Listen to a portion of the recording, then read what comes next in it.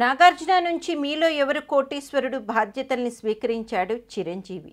వ్యాఖ్యాతగా తొలుత కాస్త తడబడినా ఆ తర్వాత లైన్లోకి వచ్చేశాడు. చాలామంది సెలబ్రిటీల్ని షోకి తీసుకొచ్చాడు. అయితే రేటింగ్లు మాత్రం దారుణంగా ఉంటున్నాయి.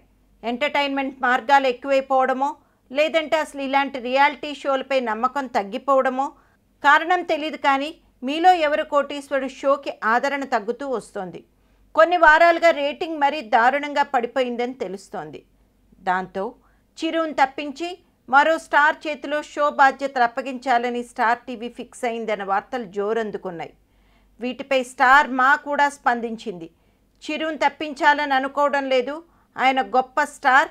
నాగార్జున ఎంత చక్కగా ఈ షోని నడిపించారో చిరు కూడా అంత సమర్థంగా నడిపిస్తున్నారు, రేటింగ్లకు కొదవలేదు అంటూ కవరింగ్ ఇచ్చుకుంటోంది.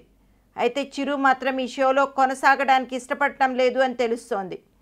తనకు తానుగానే ఈ షో నుంచి తప్పుకోవాలని భావిస్తున్నాడట. అతి త్వరలో 151 సినిమా పట్టాలెక్కబోతోంది. ఈలోగా వీలైనన్ని ఎపిసోడ్లు పూర్తి చేసి గౌరవంగా తప్పుకోవాలని చూస్తున్నాడు చిరు.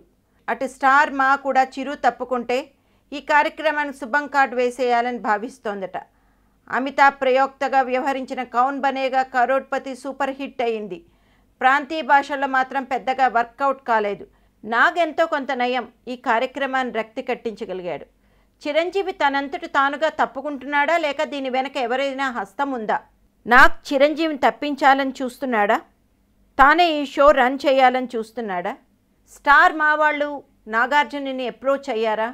సో దీని వెనక ఏంటి కారణమనే టాలీవుడ్లో ఒక వార్త వైరల్ అవుతోంది. చిరు అవుట్, నాగ్ ఇన్ అని ఇండస్ట్రీ వర్గాలు అనుకుంటున్నారు.